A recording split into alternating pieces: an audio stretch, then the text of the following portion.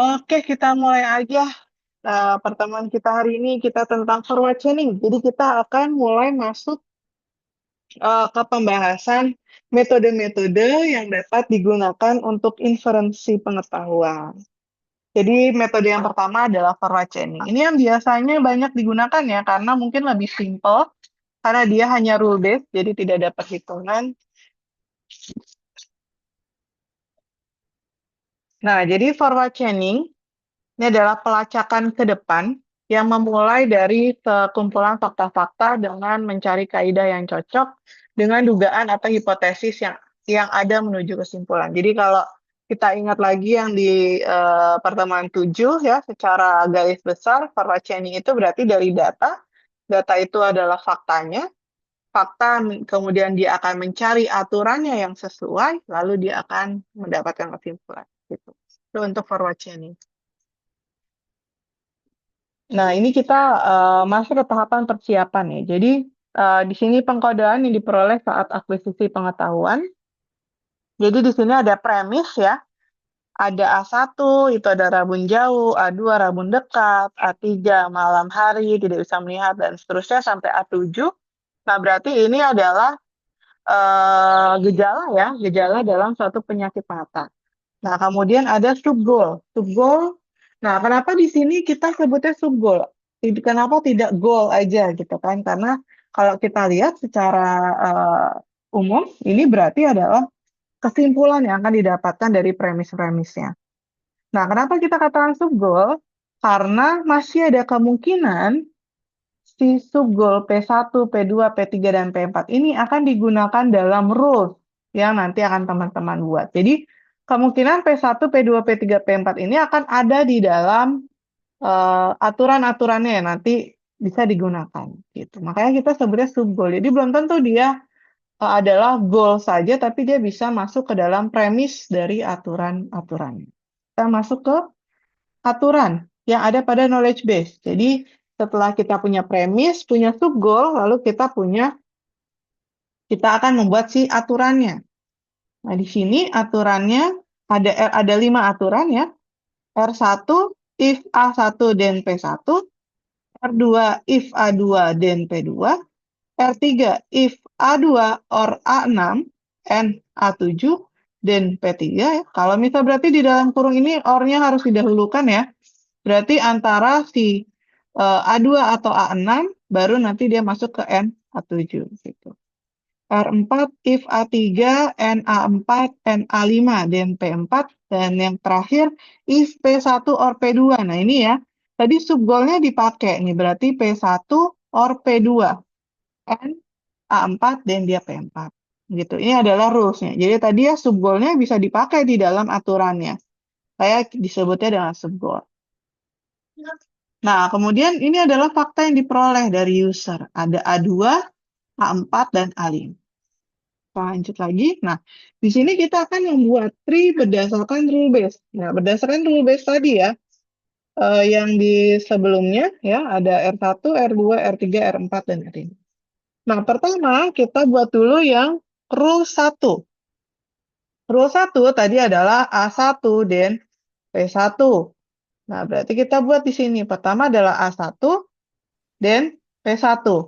Ini adalah R1. Nah, kemudian kita buat yang R2. R2 tadi adalah A2 dan P2. Berarti kita buat A2 dan P2. Ini adalah R2. Nah, kemudian selanjutnya tadi adalah P3 ya. P3 itu tadi adalah A2 or A6. Ya, jadi A2 atau A6 and A7. Nah, gitu. Jadi kalau A2 or itu kan berarti di sini dia langsung aja ya A2 atau A6 N A7. Nah, kalau N di sini berarti kita tambahkan penyambungnya. Jadi berarti di sini dia wajib untuk terpenuhi gitu. Nah, kenapa dia ditaruhnya penghubungnya setelah si A2 atau A6? Karena kan hasilnya ya, kita lihat dulu hasilnya A2 atau A6. Nah, nanti hasilnya di sini baru nanti dia akan di-N-kan dengan si A7 menghasilkan P3 gitu. Ini adalah R3.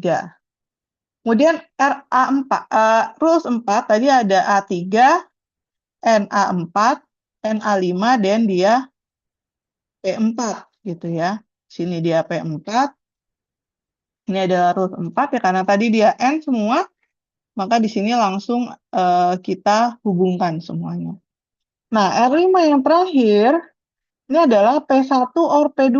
Nah, berarti P1 or P2 di sini, P1, P2, dia A4. Nah, di sini berarti kita kasih nih penghubung antara hasil dari OR-nya dan si A4-nya. Gitu. Ini adalah R5, gitu ya. Ini adalah untuk membuat tree berdasarkan rule base-nya. Jadi pertama, teman-teman akan ini rule 1 terlebih dahulu ya. Di sini rule 1, kemudian rule 2. Nah, kemudian rule 3-nya tadi adalah A2 and A6 or A6 ya. Hasilnya nih, si hasilnya dia akan dihubungkan dengan A7. Ya, jadi di sini. Tuh. Nah, kemudian yang R4 adalah A3, A4 dan A5 ya. Di sini kita N-kan semua. Nah, kemudian yang terakhir adalah P4, P5, P2, hasilnya dia akan dihubungkan dengan si A4. Nah, hasilnya adalah si P4. Gitu. Ini untuk rules-nya. Nah, ini adalah algoritma forward chaining. Jadi pertama kita akan mencatat semua fakta yang di-input oleh user. Tadi faktanya ada A2, A4, dan A5 ya, kalau nggak salah tadi. Kemudian mencatat semua rule yang bagian premisnya menggunakan fakta yang sesuai ke dalam queue-nya CQ. Jadi dalam antrian queue-nya. Nah, sampai tidak ada rule pada queue, ya kita akan menganalisis rule pertama pada queue. Nah, jika premisnya tidak terpenuhi, kita hapus rule dari queue lalu kembali ke A. Kemudian jika premisnya terpenuhi, ya berarti di dalam rules-nya itu terpenuhi, maka kita eksekusi, kita catat konklusinya, lalu cari rule yang menggunakan konklusi tersebut sebagai premis. Nah, jika rules-nya belum ada pada queue, kita catat rule tersebut meski premisnya tidak sepenuhnya terpenuhi. Kemudian kita hapus rule awal dari queue, lalu konklusi akhiri pengolah. Kita akan coba. Ya, di sini kita pertama mencatat faktanya.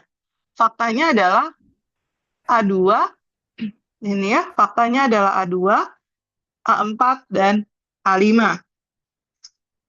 Nah, tadi untuk forward chaining, berarti setelah kita dapat fakta, kita akan cari aturan yang menggunakan fakta tersebut. Nah, kita lihat di aturannya nih, di sini ada aturannya. Pertama adalah A2, berarti yang menggunakan A2 adalah R2, ya. Kemudian ada lagi A2, A4, dan A5. Nah, di sini ada A2 nih. Nah, tapi kenapa kita tidak masukkan ke dalam queue-nya? Karena di A2 ini, karena di R3 ini A2-nya dihubungkan dengan OR.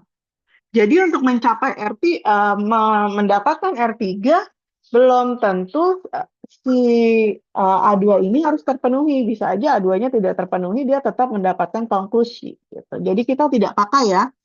Untuk R3-nya kita tidak pakai.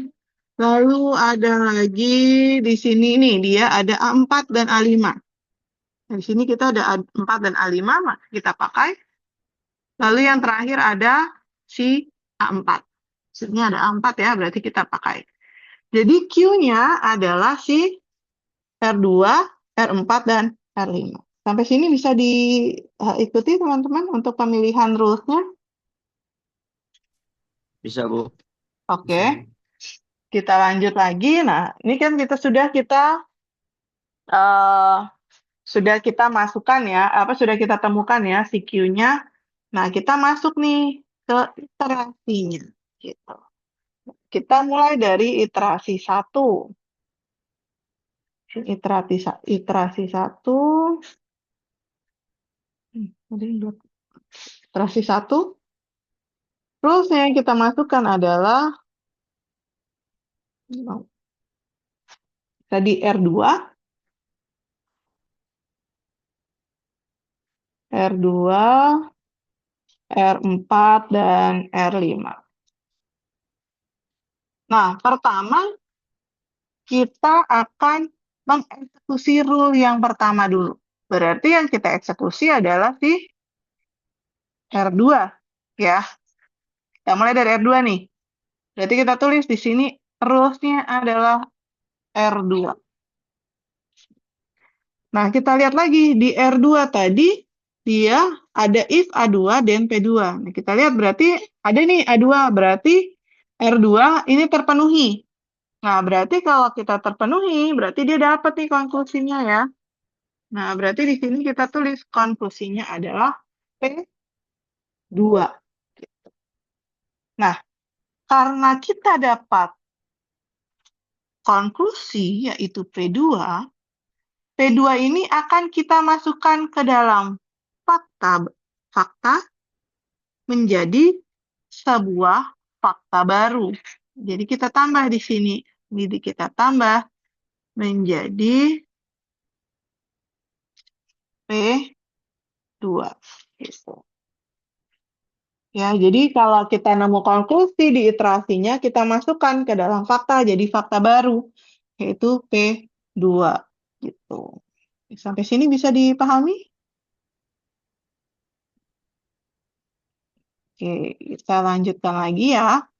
Nah, karena tadi udah nih, kita udah mendapatkan fakta baru. Nah, rules yang tadi kita ada eksekusi, ini kita hilangkan, coret. Kita masuk ke iterasi 2. Iterasi 2.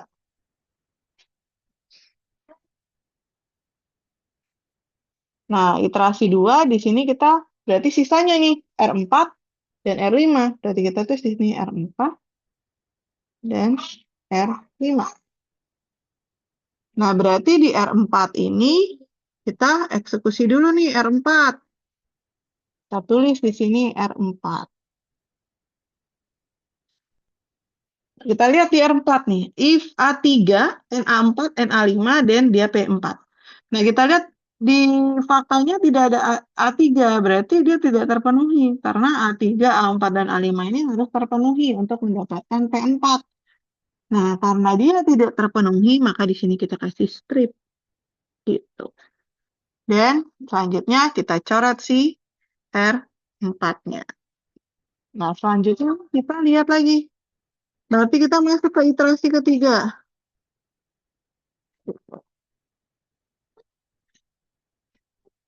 Nah, kita masuk iterasi ketiga, sisanya adalah, yang terakhir ya, adalah R5. Nah, R5 kita eksekusi. Nah, ini kita eksekusi nih, si R5. Kita masuk di sini. R5. Nah, R5 adalah P1 or P2 and P4. Nah, kita lihat dulu. Dia ada P1 or P2. Nah, tadi kita punya baru nih ya. Kita punya fakta baru, P2. Berarti terpenuhi. Nah, K4 pun ada. Nah, berarti untuk R5 dia punya konklusi. Konklusinya adalah P4. Nah, P4 ini dia akan kita masukkan lagi menjadi fakta baru. Berarti di sini kita buat dia adalah P4 gitu. Nah, karena kita lihat di sini berarti kita hapus ya R5-nya karena sudah selesai. Nah, karena dari iterasi ketiga ini udah habis nih Q-nya, udah nggak ada lagi rules-nya yang akan kita eksekusi, berarti hasil akhirnya yang akan kita gunakan adalah kesimpulan terakhir. Berarti adalah si P4. Gitu. Itu ya teman-teman, ini untuk iterasinya. Ya. Kita lihat lanjut. Nah, ini seperti ini ya.